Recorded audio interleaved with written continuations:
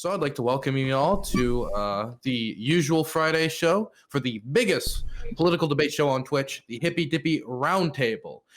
I'm excited for this one. We got some interesting topics. Obviously, there's a lot of stuff that's been in the news. We got the results of the trial. We have the Georgia voting law. We actually never had it as a topic, so that's one of the topics. And if we somehow got through it all, we might talk about hot tubs. So that's fun. Hey.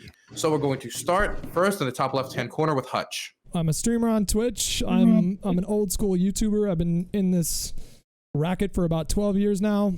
I've been interested in politics since I was basically college age, 18 years old. And I've been especially interested over the last 5 years where I've been delving into more political content. And I look forward to hearing what you guys have to say. Thanks. So we're going to go into the first topic. Xander Hall is having a few technical issues. As you're all introducing, I'll see if I can deal with that.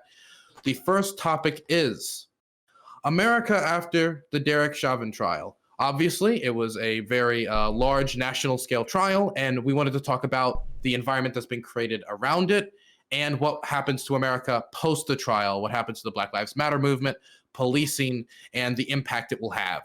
Everybody, of course, here has probably a different perspective on the what it says about the United States. And so we're going to start in the top hand corner with Hutch. Yeah, so man, what a year that we've had culminating up to this verdict. I think for a lot of people in this country, they saw the verdict as being very encouraging for where the future can go when it comes to law enforcement in this country. Unfortunately, it's the case that accountability is so rare when it comes to these sorts of offenses. And I don't have too much to say in the introduction here besides just I think it was a good thing. I think they got the verdict right. Would they have gotten this? Would they have reached to the same conclusion a couple of years ago, pre the movement that sprung up over the last year? I don't know the answer to that question, but I think it's probably more likely that because of the pressure that was placed on this case, that and all the eyes that was placed on this case, and the fact that it spawned the biggest global civil rights movement in history, probably had something to do with that. I disagree with conservatives in when they say that that's a bad thing. I think that's a sign of where things can go, and I think wanting more accountability and police oversight in this country seems like a pretty bipartisan issue. Maybe not when it comes to politicians, but when it comes to the general public, I think especially, as I said a moment ago in the case of following the year that we've had and the events that we've had, yeah, it's a good thing. Anyways, that's it. Thank you. So in the case of the Columbus issue, right? It was Columbus, right? The stabbing incident or the attempted stabbing incident. I think my issue with that, or the reason why I get frustrated, is because we just flew a fucking helicopter on Mars, and it's astounding to me that we haven't developed more methods of non-lethal interventions at this point. I feel like if we put our best people on this issue, we could figure out something. I'm not an engineer or an inventor, so I don't claim to understand how that would work. And maybe I'm completely out of my depth here, but I just feel like if we're interested in really addressing these problems, that could be something that we pursue. Because in that particular case, I agree it would be great if we trained police officers to be able to, like everybody took jujitsu or something like that, and they'd be able to relatively easily disarm somebody with a knife. In this case, it wasn't as though the individual was like just standing there waving a knife. The individual was like right up in the other person's face and could have fatally harmed that person. And so my frustration is not necessarily with the fact that the cop used the tools that were at his disposal to potentially prevent a murder. The source of my frustration is that cop didn't have more tools. The taser, for example, that distance was, correct me if I'm wrong, Lycan, maybe you have more experience with this, but the distance between him and the individuals that were in that conflict was too great to shoot a taser and have it reliable, because don't you need to shoot like two different what do you call them? Like little needles or whatever? It's like tasers are technically good up to 30 feet, but like that's technically they've been tested at. But even at mid to close range, tasers have been too reliable to fail. Right. That even then I'd be like, again, if we're talking about my life on the line, it's like, please don't use the taser, because there's like a 50-50 chance that I'm not making it out of this. Yeah, and that's my point, is that there don't currently exist enough reliable non-lethal options to stop an attack like that from happening. I also want to like pivot a little bit to the Maxine Waters issue. So I think it's fair to point out that Maxine Waters is 82 years old. So that means she would have been coming of age at a time of profound civil unrest in this country. And the full quote for what she said was, "We've got to stay in the street and demand justice. We're looking for a guilty verdict, and we're looking to see if all the talk that took place and has been taking place after they saw what happened to George Floyd, if nothing does not happen, I don't think she said that right. If nothing happens, then we know we got to not only stand in the street, but we've got to fight for justice," she said. This kind of language to me is not. I don't automatically assume that she means go and like loot Nike. I assume that this is a black woman in the country who came of age during the civil rights movement, when direct confrontation with white supremacy is the thing that pushed this country forward. So I guess I take a little bit of an issue with that point being raised. There was also one more thing. So I was going to say something else, but I think Joe Lewis hit on it. Like, so the fact that like the Eric Garner case and then what happened in Columbus recently with LeBron James, I think it's important to understand why people are so primed to have those reactions. It's unfortunate when falsehoods spread on social media due to a lack of a full understanding of an incident. That's obviously not ideal. At the same time, I understand why people are so primed to experience feelings like rage or anger when they see this kind of imagery. And I think it would help a lot of people if they were to take steps in their own lives to try to understand why those emotions come up. Man, Hutch, like listening to you talking about Maxine Waters, man. You know, those are the kinds of things that, you know, like I've made excuses for my grandparents when they were alive. It's like, you know, they're just from a different time, right? You know, you just gotta, you know, they use those kind of words over there, right? But this is somebody that's an elected official, right? And this is someone that, if there's some type of, you know, mental cognitive ability that doesn't allow them to understand the weight of their words in the position that they hold as a representative of the United States government, right? Maybe they shouldn't be in office. So I don't know. Well, do you maybe there's that? Do you not think that the context of her coming of age during the civil rights struggle, when confrontation was a staple of that struggle, do you not think that's relevant? Yes, but she wanted confrontation if they didn't get a first-degree murder charge. It wasn't remotely possible. That wasn't even one of the charges that were being brought up against first-degree murder. I didn't. Right. This is the word. To Hutch's point, just so we really understand this, right?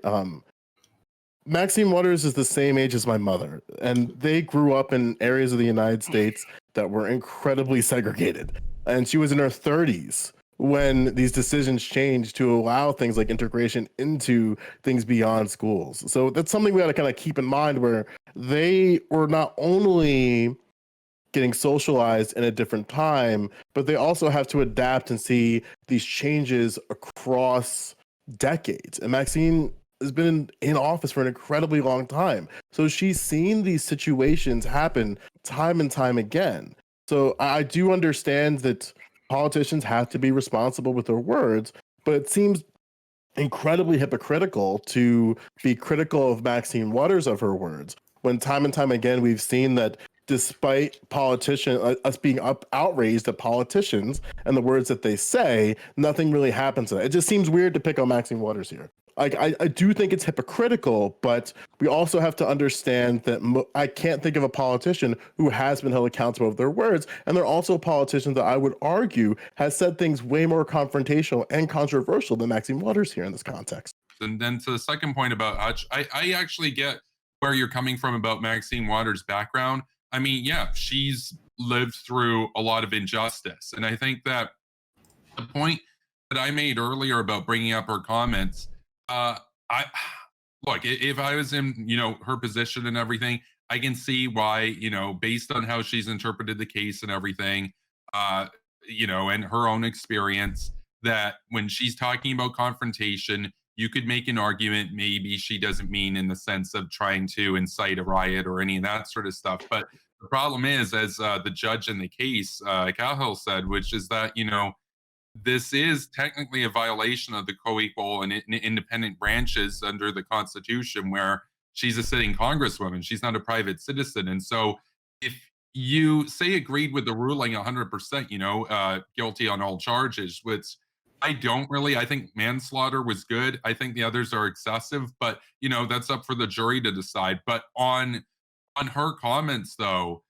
even if you agree with the sentiment of why she feels frustrated, just understand that her as a member of the legislative branch, basically telling the judicial branch how to rule, that they could make a case. His defense is going to make a case for that to be ruled a mistrial, for interference. So that's just my thoughts on that. So thank you. You might be right about that. I'm a little out of my depth as far as like the legal ramifications for a sitting member of Congress making that kind of a claim. I just want to throw a pitch out there. When black people talk about confrontation in the streets, they are not necessarily talking about rioting, and we have a rich history in this country of nonviolent black liberation movements. The point is, neither party really gives a shit about these areas.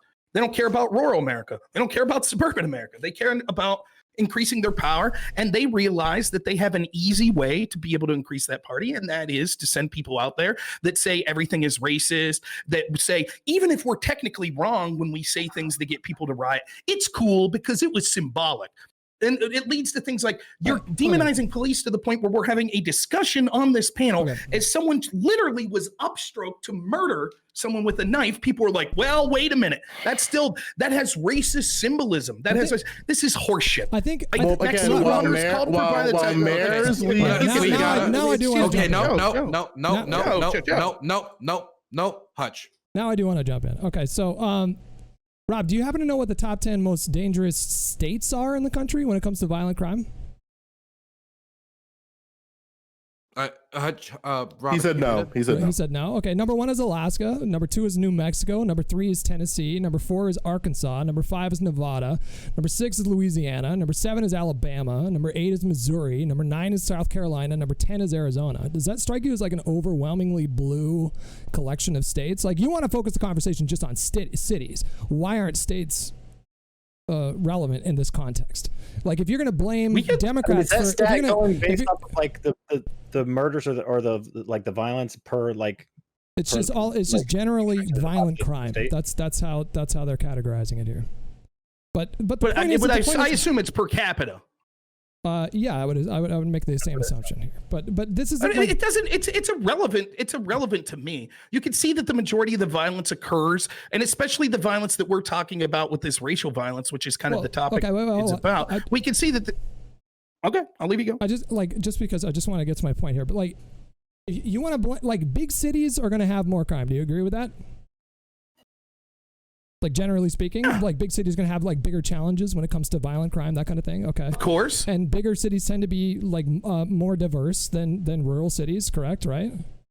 And more diverse cities tend to be governed by Democrats. Like, I guess, like, if you're going to just put all the blame on Democratic Party for all these violence in these inner cities, then I could just as soon place all the blame for Republican-led state legislatures when it comes to statewide violent crime. I just don't see that as like an entirely productive conversation. I think the origins of crime are probably like much more complicated than many of us are capable of having a discussion on. When it comes to like the riots, when you're talking about like, you're talking about people on this panel saying it's okay that lies spread and then violence happens as a result of those lies.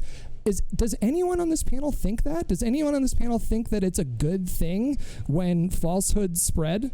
No, I don't think. I think you're having a conversation with like an imaginary person. Because all three of you on the left side there were all ready to defend Maxine Waters and what she said because she grew up in this time period. Like, because Maxine Waters did not. Misinformation? Why can't? Hold on, Nacho, don't die on this hill, Nacho. I know you're smarter than this. This isn't what Hutch said is not misinformation. Don't die on this hill. I know what you're trying to get at. Don't die on the hill.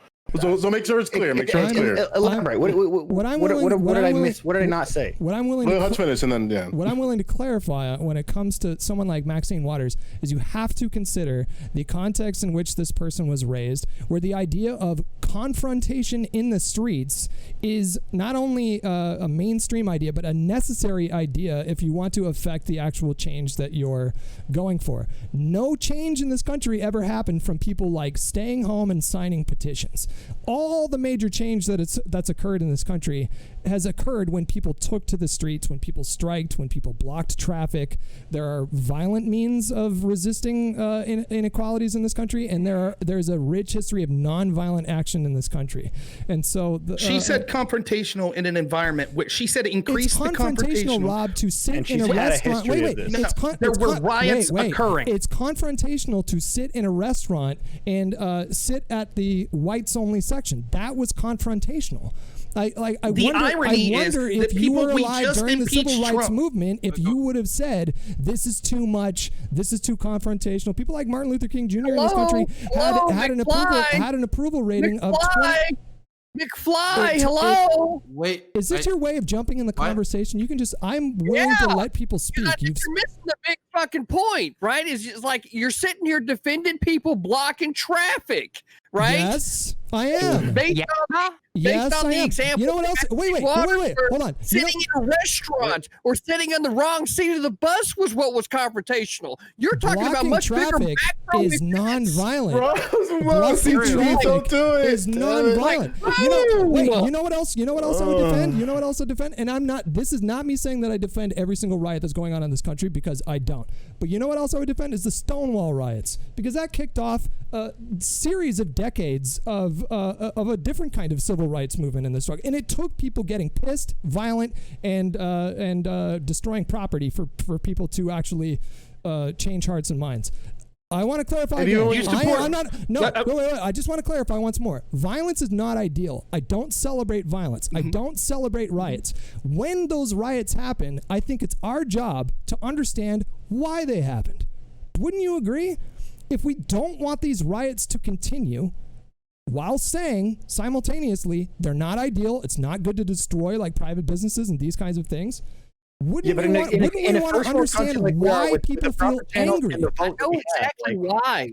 I'll tell you exactly why. Because this generation of kids has been raised on instant gratification, right? And nobody has. It has a lot to fucking do with it, and they don't have any fucking patience. Okay, right? That's not that. That's not why people riot, because people. CTV. But can I just clarify?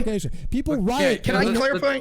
Okay, give me a second. It's getting a little hectic. So we'll let Hutch respond to the instant gratification, right? And I want to allow CTV to finish that point just to make it very clear so we know exactly. Then we're going to go to Rob, because Rob was talked about earlier and Rob didn't get a timed response. And then I see and don't worry. Okay, there you go. Riots occur when there is injustice or perceived injustice.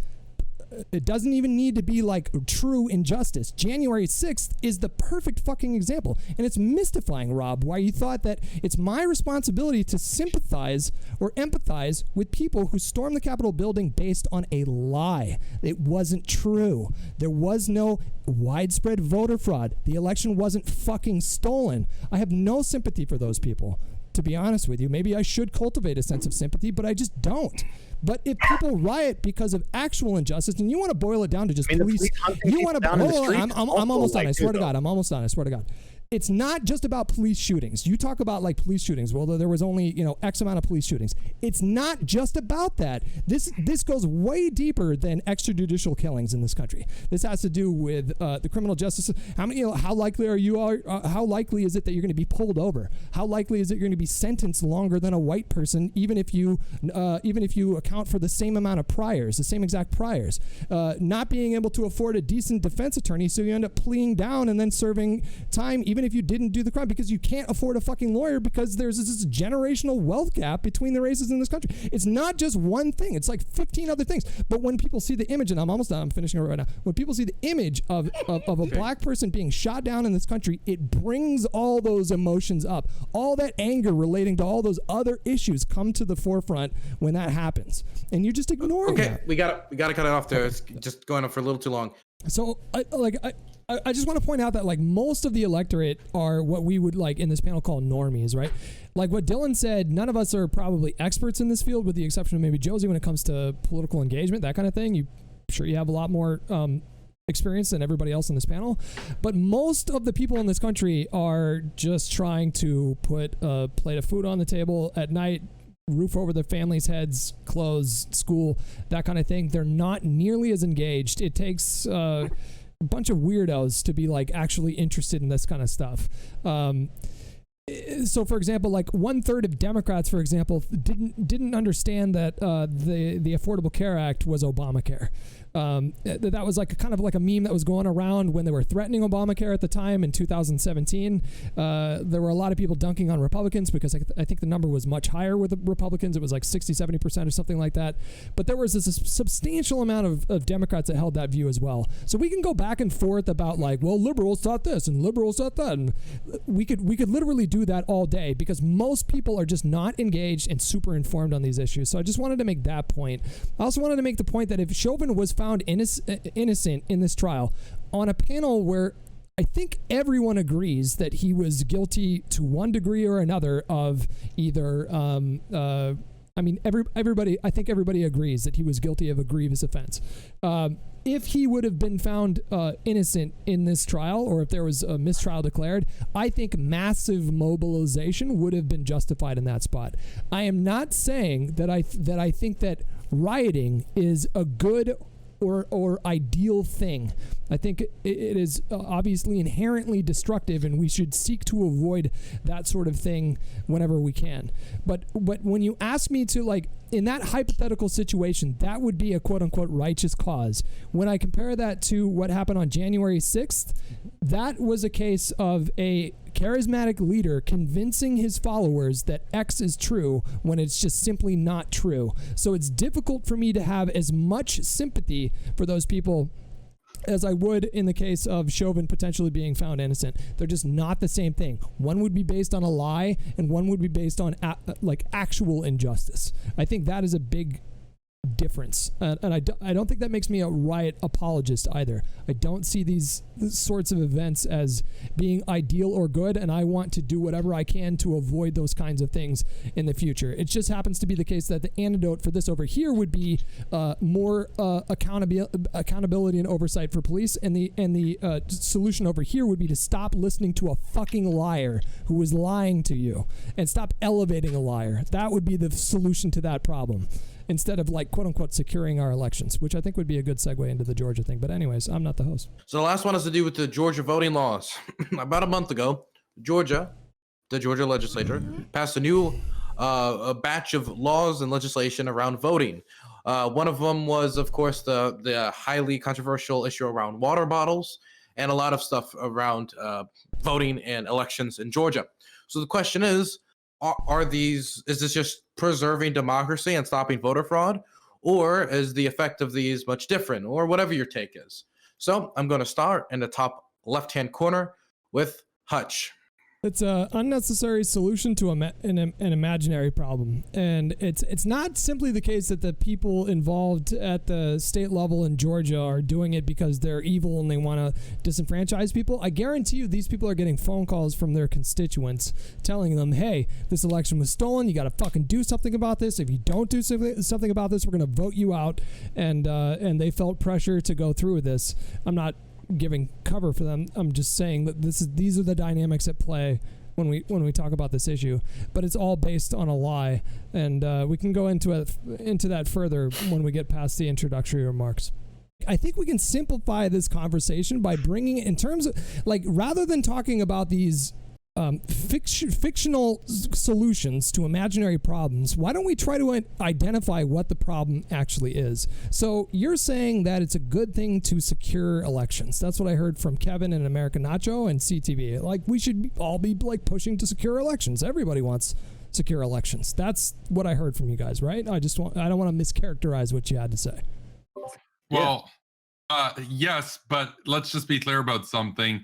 The extent to which there's voter fraud is totally exaggerated by some basically grifters on the right.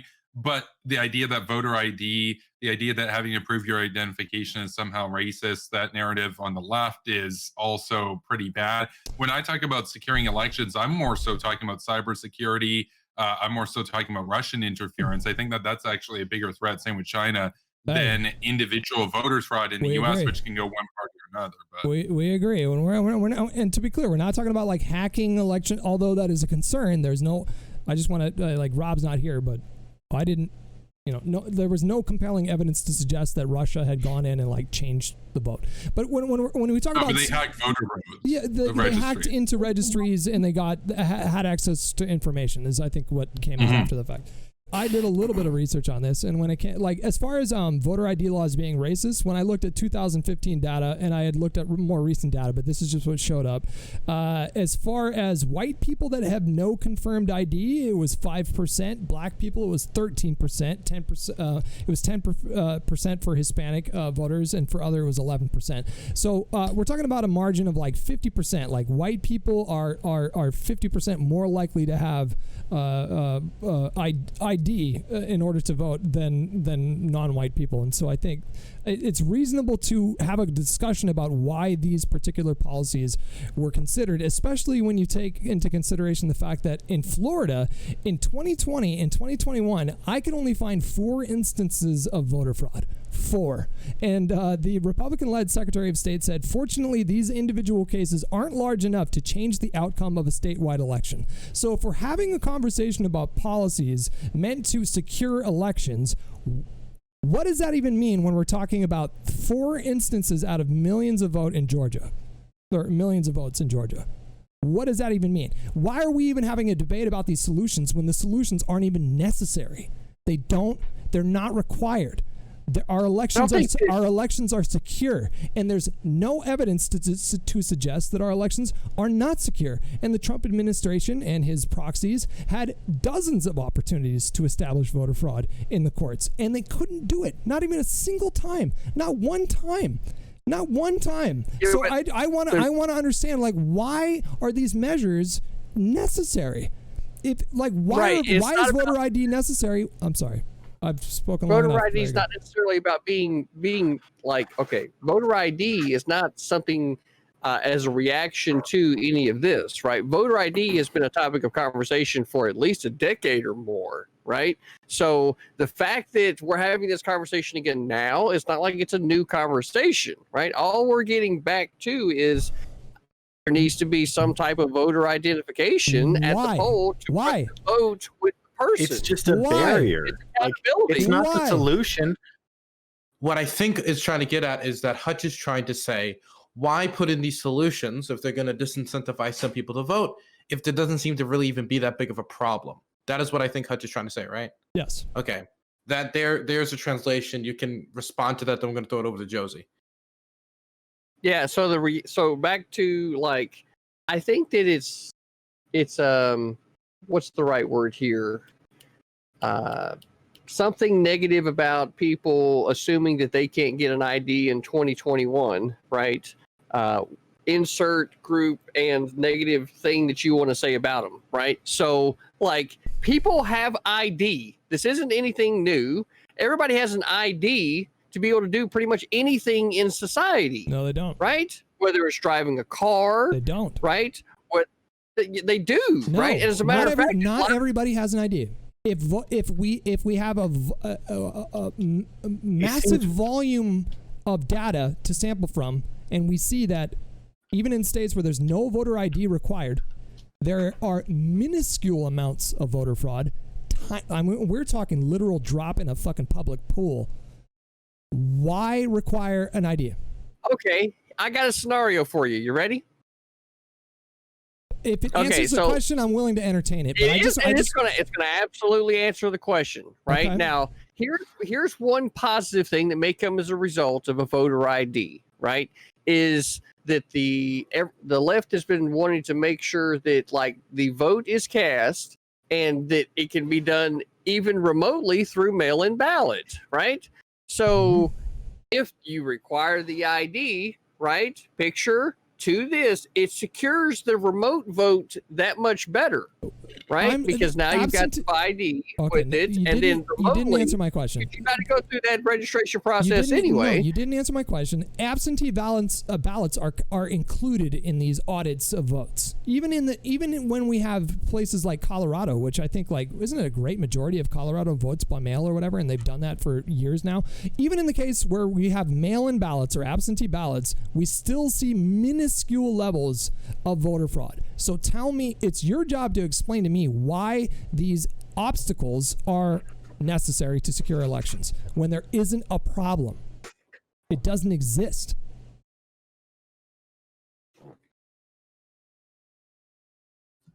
Except it does. I don't know what to say. I think I can help with a hypothetical. I can't remember right off the top of my head, but I was looking at I feel like we were looking at the same data, but of those who don't have an identification, it was a pretty high percentage of them were actually still registered to vote regardless of not having an identification. But you still time when they. But you still. I want to see that stat, by the way. You still haven't even justified. Yeah, you still haven't even justified the need for this. You made the claim that we haven't done a lot of investigating into voter fraud in this country. We have. Every state secures their own elections. Every state has some form of security, signature checks or whatever, and they audit votes. They audit votes routinely. They audit votes routinely in states, especially in hotly contested states where the contest was really close. And we haven't seen an out. Do you know that Donald Trump put together a voter fraud commission when he first got together because some guy on Twitter said that 3 million people voted illegally in the state of California, and then after 2 years he quietly disbanded this agency because they didn't find fuck all. They couldn't. The entire purpose of this. Who was the guy? Who's the guy? The guy was a guy named Chris Kobach. He ran unsuccessfully for the governorship in the governor race of Kansas. He also had a failed Senate race recently. He was in charge of this voter agency, and he didn't find fuck. Literally nothing. They didn't even announce that they were ending this commission. They just quietly disbanded it because they didn't find anything. So if you're asking us what are you willing to compromise on? What if the government sent out free IDs? You still haven't even justified the need for that. Don't you see that as a problem? What's the point? It's just another obstacle. And if it prevents 2 to 3% of people from voting or whatever, we're talking about races all across this country that are razor thin margins. We are a deeply polarized country.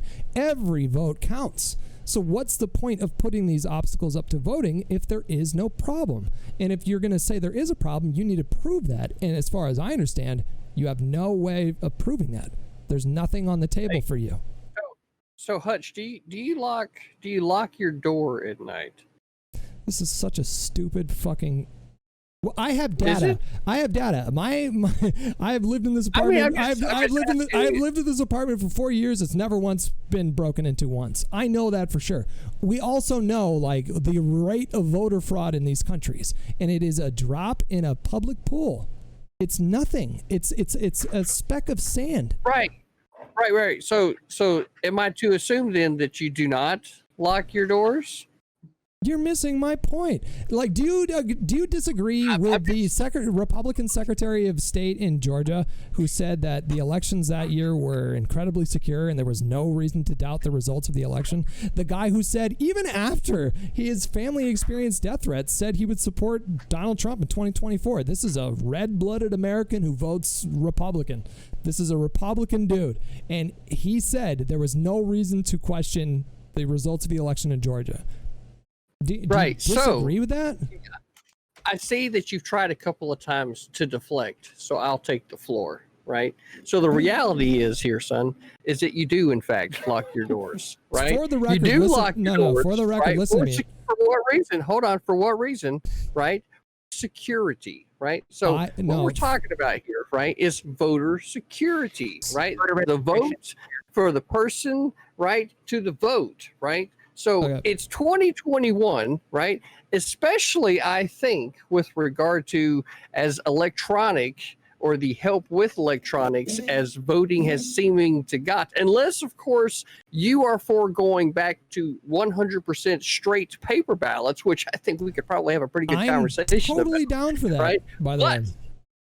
Okay, so you're down for that, but Yes. in the electronic age, right? So if nobody else, right, assuming other people want to keep involving electronics in this tally process, that's where a voter ID becomes very relevant to securing the vote to the person. But here's the thing, man. If we went back to fucking paper ballots, pure paper ballots, no electronic machines whatsoever, and these elections took a week, 2 weeks, 3 weeks to tally up the votes, your side every time is going to say that this is because it was because of malfeasance. They're taking too long to count these votes because they're actually just like throwing votes away or fudging the numbers or whatever. You guys threw a shit fit. Donald Trump, I'm sorry, I don't mean to generalize. Donald Trump threw a shit fit on election night because not every single vote was counted on election night when that's never happened. And if we get rid of these electronic voting machines, that's just going to stretch that process out even more. And then you're going to come back to me in 4 years and say, well, the fucking votes took 3 weeks to tally. There must be something fucking weird going on. There's no winning with you guys. You still haven't established that there's a problem that needs to be fixed. Can I break a rule just momentarily and just ask CTV one thing during my... Okay, as long as the breaking of the rule isn't pulling an eye, hypocrite, and saying the N-word, sure, yeah. It'll go... I'll be done in less than a minute or 2 minutes. CTV, do you agree with all the mask mandates that went out over the country? I feel like where they were voted in is where they were needed, and when they were put into place, they should have been complied with. No, I mean, I'm asking you, do you think all the mask mandates were necessary? I said exactly how I felt about it, right? So. Okay. Well, if you're a Republican that's arguing that mask mandates weren't necessary because COVID wasn't that big of a deal, I find it a bit hypocritical to talk about voter fraud issues and voter suppression laws as though they're necessary to secure our elections, but we couldn't be bothered to secure the welfare of everybody in the country by just simply wearing a mask. I just find that deeply hypocritical. Well, so note there, right, is that you just attacked a straw man and not actually addressed me. I feel like you and I have had conversations about masks before on this panel, but I could be wrong. I didn't want to get to, I did say this would be less than a minute, 2 minutes, so I'm just going to close it out by saying this is, I still haven't heard a single justification from anybody on the panel for why these measures need to be taken.